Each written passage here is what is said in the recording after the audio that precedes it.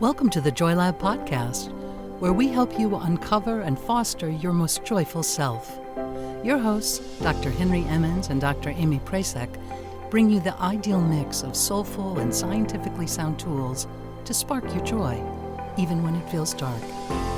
When you're ready to experiment with more joy, combine this podcast with the full Joy Lab program over at joylab.coach. Hello, I'm Henry Emmons. And I'm Amy Prasek. Welcome to Joy Lab, where we infuse science with soul to help you uncover joy. To do that, we focus on our elements of joy. Those are the positive emotions and inner states that become the building blocks for a joyful life.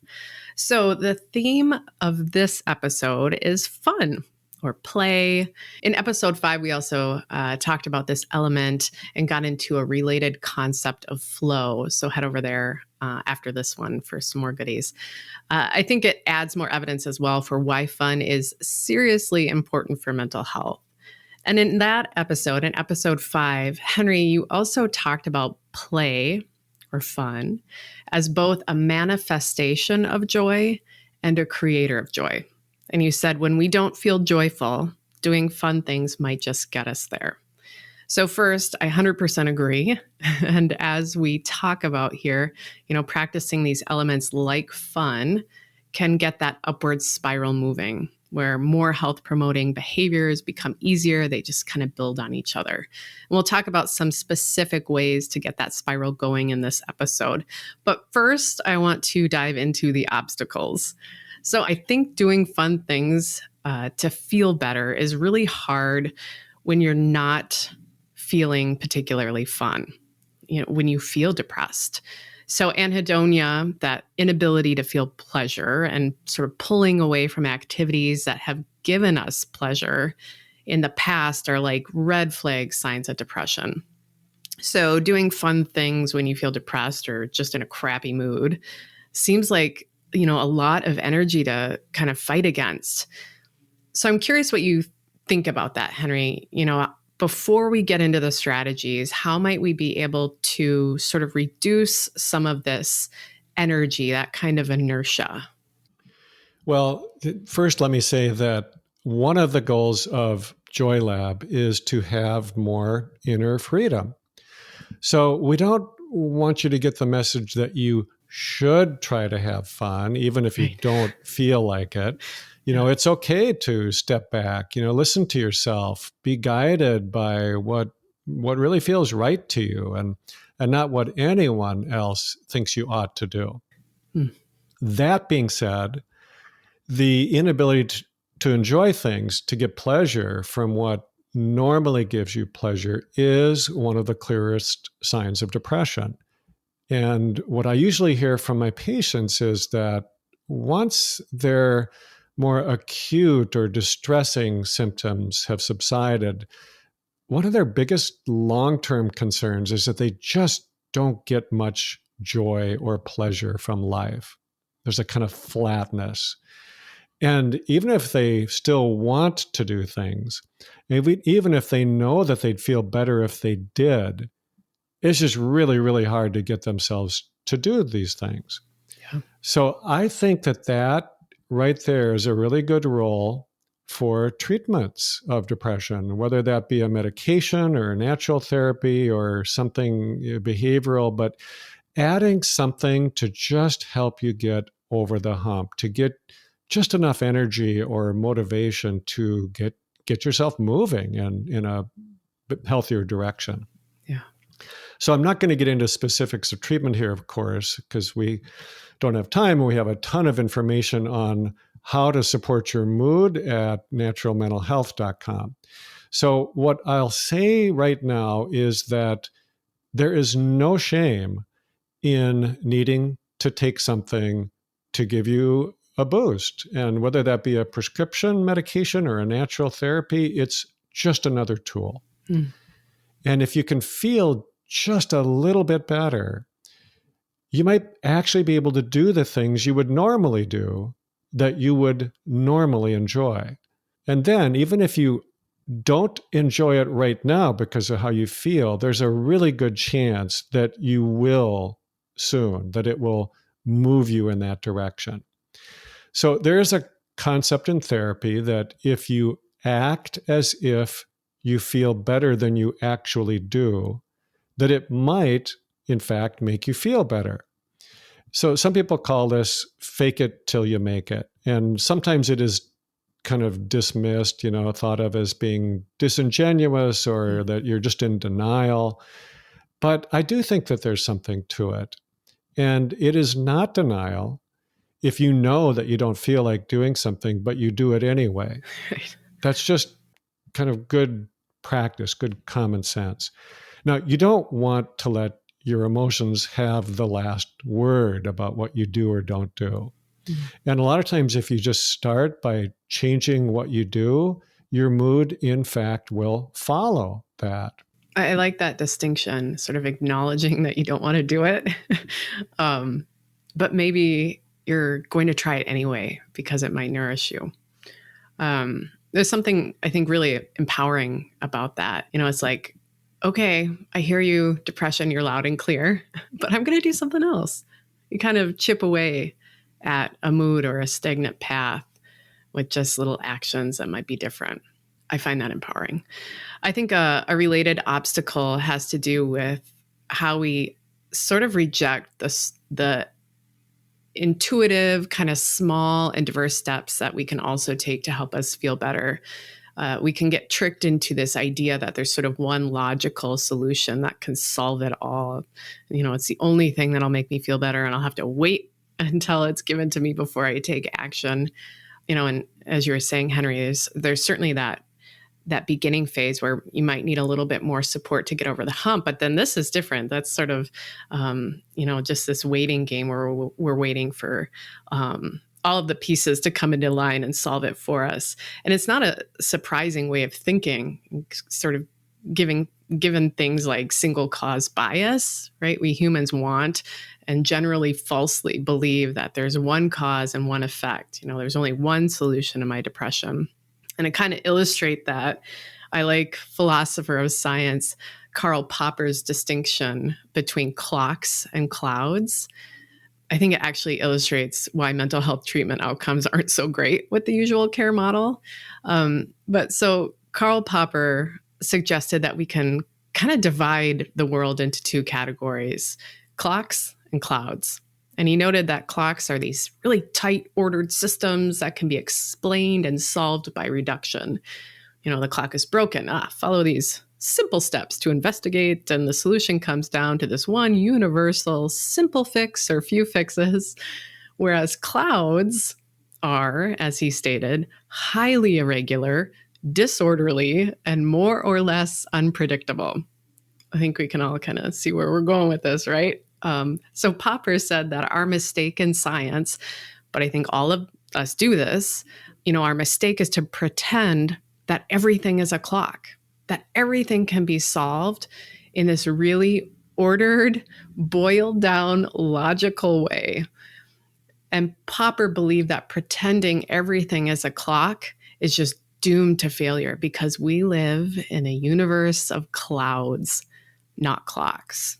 And I feel like mental health is such a cloud. But, we've been really trying to treat it like a clock for so long. I don't think I've ever heard this about the clocks and clouds before, and I just love it. It makes so much sense. I think it's just so clear. Yeah. And I agree. I think we easily fall into that trap of thinking that there is this one thing that's gone wrong, and if we can figure it out, we can fix it. Right. It's weird because when you study the human body, the human brain especially, you realize really quickly just how complex it is and how one thing influences another, which influences another, and it just kind of so complicated. Yeah. And yet, we are trained to find what's wrong and fix it. Yeah. And maybe the complexity of all this is just so overwhelming that we look for simple solutions. I think there might be some value in that. But I do think that, for example, the way that we are kind of approaching something like depression with medication, just how widely the antidepressants are prescribed today, this idea that if depression were one problem, there would be one solution. And it just doesn't really work out that way in the real world. Mm. So if you were to take a look at the table of contents of one of my books, you would know immediately that I'm a clouds person. I have to laugh when somebody tells me, I really liked your book, but it was just so overwhelming. And I laugh because they're right. I tried so hard to capture and honor the complexity of this human condition. I might have gone just a little too far trying to be so comprehensive. So I feel like I've spent a lot of time since then trying to simplify or maybe helping folks understand their patterns so that they can narrow down their choices of solutions. You don't have to have the whole universe of solutions if you have a clearer sense of what your own underlying patterns are. Right. So honestly, I think the way out of anxiety and depression is going to be a little bit different for every individual person. So just like fun, can look different for everyone. There are people whose idea of fun is actually fixing broken clocks, for example. Right. And then there's others like me who enjoy more kind of floating in the clouds, and it's all good. Yeah, it's so true. I like the simple quote from C.S. Lewis. He says, have fun, even if it's not the same kind of fun everyone else is having. It's going to look different. And as you noted, Henry, it can feel overwhelming to know that there's not one solution. Obviously, that's where single cause bias comes in. At our last episode, we're trying to calm some uncertainty, make sense of it. But there's not an easy solution to any problem. Whether, if we're thinking it's a simple problem or a complex problem, there's usually multiple solutions. But that's actually what I found so powerful about your books, because what I was doing, what I was being told should make me feel better wasn't, so amidst that overwhelm of opening it up to more than one solution, it does put the power back in our hands, and that ownership, that agency allows us to take some steps.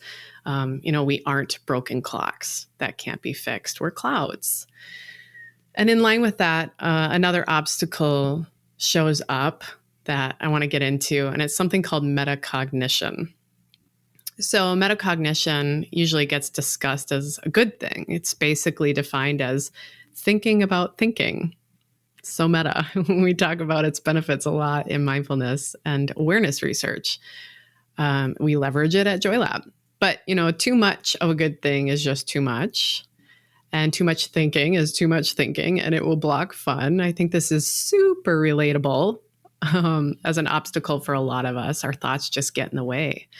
And so I really like the way you talk about this, Henry. Can you describe more about how metacognition can show up as an obstacle?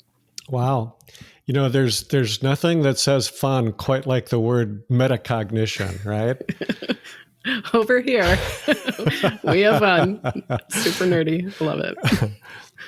So I think I first came across this term myself at a Buddhism and neuroscience conference. And you're right. I think it's a term that's usually associated with awareness and awareness research. Yeah.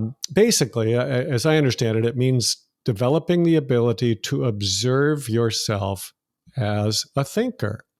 And I do see that as one of the main benefits of engaging in a mindfulness practice. Mm-hmm. And here's why I think that can be so helpful. So imagine that I get totally carried away by my thoughts, so much so that they are making me miserable. This has happened to me, Amy. Actually, it has really happened to me. Not even all of us. Not even that Henry. Long ago. But we hear you. We hear you clucking. Yeah. Let's say I don't know that I'm miserable because of my thoughts. I simply believe my thoughts to be true. So then if I can become aware that I am just thinking and that this is not actually all true, it can be a huge relief. That can give me some inner freedom. And I think that's the value of metacognition, of becoming able to see yourself as the creator of your own thoughts. Right.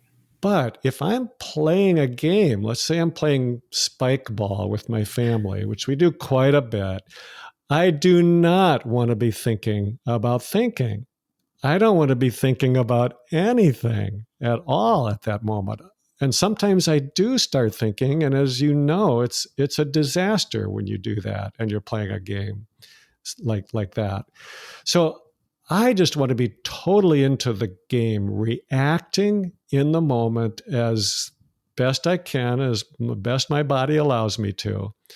When I'm playing with my family, I know I'm still going to lose, but that's not the point. Right. So you hear this from athletes often. I got into my head. And when you're playing a game or doing anything that really gives you pleasure, you just want to be there for it. You want to live the experience rather than think about living the experience, if that makes sense. Yeah, you can see how metacognition, both or that you're just getting caught up in your thoughts, can both block you from even starting to engage, and then also when you should be there and instead you're somewhere else. And this really tracks for me. I absolutely loved basketball growing up. You've maybe heard Henry and I talk a little bit about it here. And my dad and I would play one-on-one all the time. I played in high school. I even had some scholarships to play in college. But when my dad died, my senior year of high school, I just could not play anymore. You know, instead of playing the game, having fun like I would do, all I could think about on the court was that this was a thing we used to do together. And just, I would get caught up in my head about, you know, then he's not here. So I would lose my ability to just be in the game. And I think now, if I could have seen fun and play as a tool to heal, which I really think it can be, like we do in Joy Lab, you know, maybe I could have used basketball to embrace that connection with my dad, which I love. Like we can use things like games, like basketball, like fun, to cultivate joy, to promote positive mental health. And this also makes me think, of course, about a Ted Lasso episode when Danny gets the yips. Such a clear example. You know, how people who are paid crazy amounts of money to play a game start to overthink it, and then they just can't play. Yeah, that is such a great example, because Danny is not only a really good player, he is the embodiment of joy. Right. And then even he got the yips. Yeah. So for those of you who haven't seen Ted Lasso, Danny Rojas was just a ringer who joined the club mid-season, and he absolutely loved the game of soccer. His catchphrase was, "Soccer is life." And when he plays, he just has the biggest smile and a bounce in his step, and you just see so clearly how he is having fun. Yeah. It's not just a job. Then one day during practice, he got injured, and then he heard about this curse. He heard it from the fans, I think, that this team is cursed by somebody who put the curse on them years ago. And so Danny began to believe in this, and then he believed that because of this curse, he was never going to play again. And then that belief started to spread to the rest of the team, which I think is a really good example of how negative thinking can go viral in a hurry. Mm-hmm. And then the entire team started to play poorly. So finally, you know, Ted Lasso, in his, you know, bumbling but wise way, held a ceremony where they each brought something that they personally really valued, and then they put it into a big garbage can and burned it. And, you know, it's such a vivid example of how we can release negative beliefs and step out of our thinking just so we can get back to playing again. Yeah. Let's channel some of that Ted Lasso energy. Let's get into those cleansing rituals or some fun strategies. Anyway, so I think what we'll do is break them up to sort of address the obstacles that we've noted. And we'll kind of start with how to prepare for fun. Sounds kind of boring, but it's effective to make it more likely. Then we'll present some fun ideas. And then I think we can finish with how we can let go of outcomes. So Henry, do you want to explain that first one, kind of setting the stage for fun? Yeah, sure. So remember, this is meant to be fun. So we don't want to make it feel like work or just add even more to your plate of things to do. So we'll try to keep our focus on some ways to remove obstacles or add some really simple things that don't really take any extra time or effort on your part. So first, let's think about some easy ways to get ready for fun. Now, for a lot of people, and I put myself in this camp, anticipation is really a good portion of what makes something so enjoyable. So feel free to think about it ahead of time. Imagine yourself with the people you're going to see or doing the thing that you're going to enjoy. Let yourself get excited about it. And then here's a super simple way to try to unclutter your mind before a fun event. Take a little break from your phone or your computer. It is really just a simple way to allow your mind to clear. Just set the phone aside for an hour or two, maybe even turn it off so you don't get tempted by it. Just simply don't feed your mind with images, news, or something on your to-do list, just for a little while. Then maybe you actually have a chance to be more present when the event itself comes around. Yeah. Now, here's an example that I got from my dog, Bodhi. Bodhi is over a year old now, so he's calming down, but he is still a puppy and he is still full of fun. And here's one way that Bodhi prepares himself for fun. So if I let him off leash somewhere where I can do that, he will be waiting for me at the rise in the road, or maybe at the top of the stairs here at home. And he's waiting, and then he just crouches down. It's as if he thinks I can't see him or something. And he's looking very intently at me. Now, I know that he is about to, pounce on me, attack me. And if he weren't so cute and nearly harmless, I might even be a little bit, intimidated. But it's just his way of saying, hey, get ready. We are about to have the most fun you can have if you're a domesticated, house-trained pack animal, right? So, find your ready position, get ready to pounce or move on the court or whatever it is that you do for fun. Yeah, there's something about power posing for fun, right? Fun posing. I love that stance. My pups do it too, and you just feel that energy. It's super contagious. I want to go in the mix with it, So it is powerful. You present your body in that way, whatever way that feels empowering for you. So, okay, we've set the stage. Now, what can we do to have fun? And I want to say, even if you're feeling fun rusty, you've had fun before. You're good at it. You're wired for it. It's part of you. So, to really kind of be in line with that, one strategy that I really love to rely on is to pick a playful, fun activity you did as a kid and do it today and tomorrow, even for just 2 or 3 minutes to start. Seriously, build a fort, draw on the sidewalk with chalk, build a fairy garden, play basketball, whatever it is. I think the point here is to not overthink it. The activity is part of you, so let's uncover it. I love this Carl Jung quote.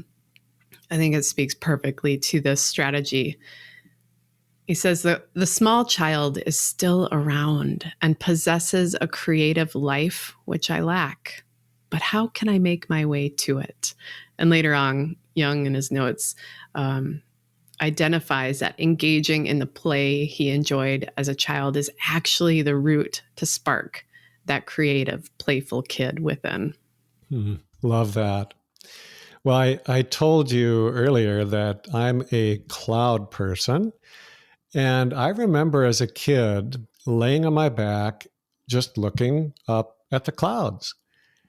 And, if I was with a friend, we might comment on their shapes or whatever. But I enjoyed just being alone and watching the clouds kind of go by. It almost put me into a really pleasant trance type of state. And, not just looking at clouds, I just remember spending a lot of time on the ground as a kid, wrestling, playing in the dirt, building a snow fort, whatever it was, rolling around. Yeah. And I think there's something here for us still as adults, that idea of literally getting down on the ground, touching the earth, letting ourselves be animated by it, grounded by it, or maybe just watching the clouds and letting ourselves become entranced. Yeah, you're transporting me to a snow fort. I don't know if anybody, is in southern states or elsewhere. They're like, what's a snow fort, perhaps? But man, how safe you felt. And like, there's something magical about being in that little fort. You create that little world.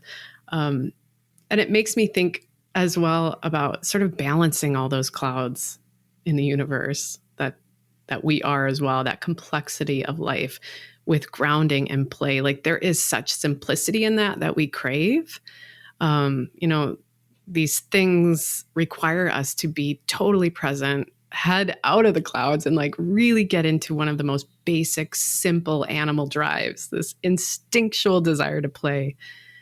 And, there's all this great research too coming out for those grounding practices. It helps us to sort of shake off fear, to release tension, to feel more connected. And on that idea of grounding, another strategy I think that's important, and that's easy to rely on, is just movement, and really anything that feels fun and true for you when you feel in your body. I think it can be easy to fall into sort of fad workouts and dismiss the stuff that feels really good in our own body uniquely, and also to remember that it doesn't matter if you're good at it. I think of dancing like as a good example here. It's so easy to think I'm not a good dancer. So, you never go to that dance looking group exercise class, or you never just jam out at home. But dancing is really in our DNA. We humans have been dancing for ceremonies and rituals for millennia. So channeling some of that movement that is embedded in you. And it's absolutely worth our time. Dancing and really any playful activity, any movement where you really get engrossed in, it actually helps you to take some fuller, more supportive breaths. And also engaging in playful movement is really good for digestion and GI health. I think that's powerful. You reduce overall muscle tension, right? So all of these are immensely powerful. It also reduces fatigue and can help you to feel less stiff. Totally worth your time. Yeah. I always find it interesting that you can be less tired by expending more energy. Right? It's like totally paradoxical, but it's true. It is so true. Yeah, it is. Yeah. And when you just do it for a moment, you don't have to go out for 30 or 45 minutes, to do it for a minute and then sit back and see like, do I feel a little better? Yeah. Anyway, yeah, exactly. Well, I'll just say one more thing about play, and it sounds on the surface to be pretty obvious, but I don't think it is actually. And that is to let go of the outcome. We actually talked quite a bit about this in our last session, where we talked about embracing uncertainty and really being okay with not knowing. And this is especially hard for those of us who are overachievers or just really, really competitive. Right. So I remember when my son was right about 13 years old, and he was and this is putting it mildly, he was quite competitive. He played on a traveling soccer team, and, they probably got into a league that was just a level higher than where they should have been. So they had really good players, but they just hardly ever won at that level. So my son just didn't appear to be having any fun at all.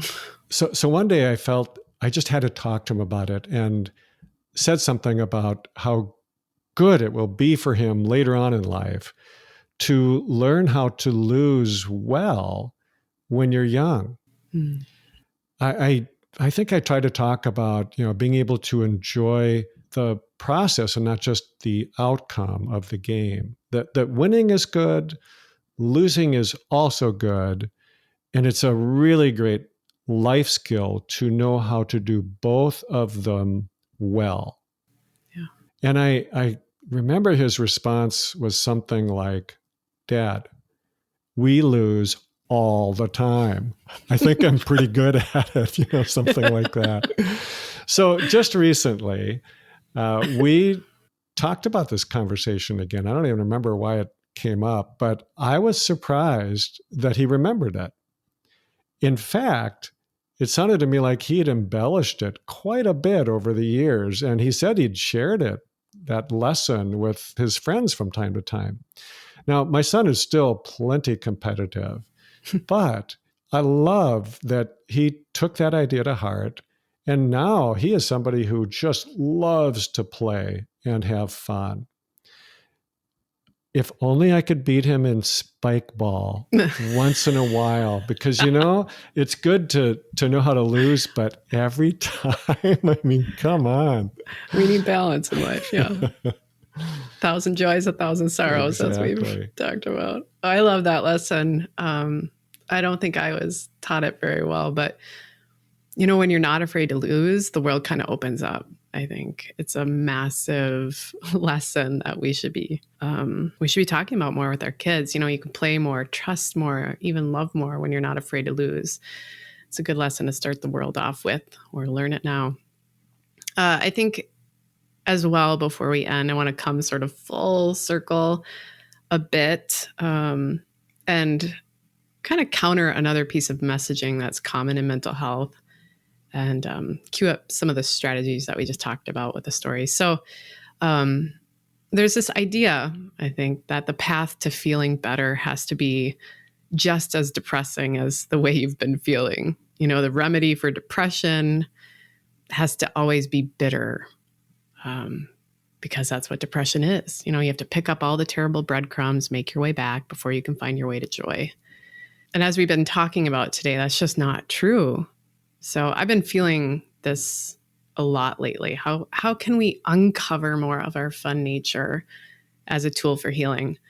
So I'm going to wrap us up here, I think, with a little last story of how fun has been one of my key mental health tools of late. So in the last few weeks, my sister and I have been trying to navigate this new phase of caring for our mom. So our mom was diagnosed with Alzheimer's a few years ago now, and she's moving into that phase of just not being able to live alone, really. She needs more support.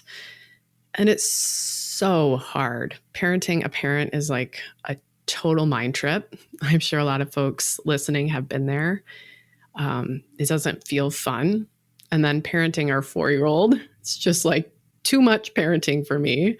And so this weekend, I got out this life-sized cardboard clubhouse that I had gotten for our daughter for her birthday, fully intending that it was like a brilliant way to keep her busy so that I could get some work done and just like check out a bit from the week.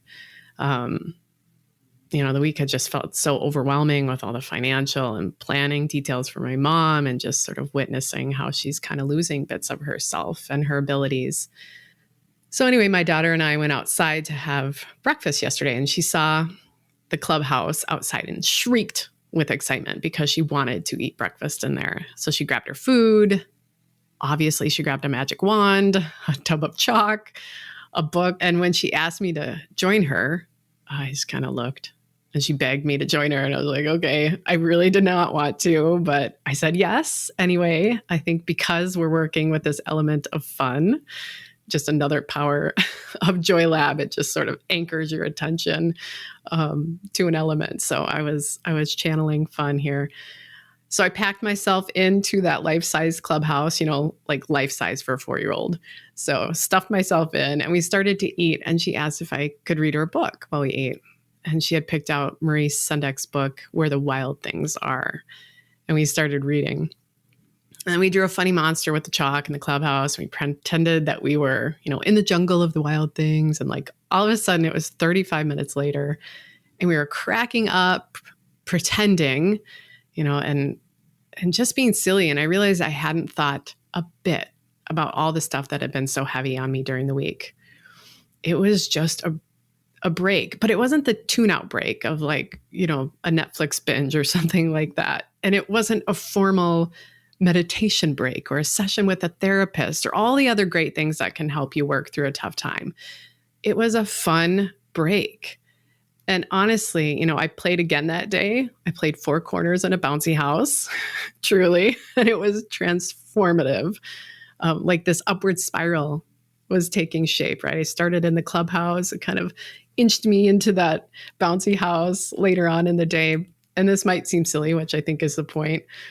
But just those few hours of total play have actually helped me to move a bit more smoothly, I think, into this new role that my sister and I are in with my mom. I feel like some of the anger and frustrations that I was sort of carrying into that new role have kind of softened. And I just want to keep it that way with more play, to keep sort of softening those anger and frustrations. Not that I am ignoring them, but that I'm inviting play into this space as well. And it reminded me of this short documentary I saw on Maurice Sendek. I don't remember what it was called, but he said in it, "It is through fantasy that children achieve catharsis. It's the best means they have for taming wild things." I think that's it, right? Those wild things, those obstacles that keep us from tapping into our joy, from having fun, from being there for fun. And it's not just kids, right? Adults, we need this catharsis too. So on that note, let's take fun more seriously as a tool for healing and as a piece of ourselves that needs to stay alive. I think we can use fun and play truly as a powerful tool to really tame our wild things and to uncover more joy. Thank you for listening to the Joy Lab podcast.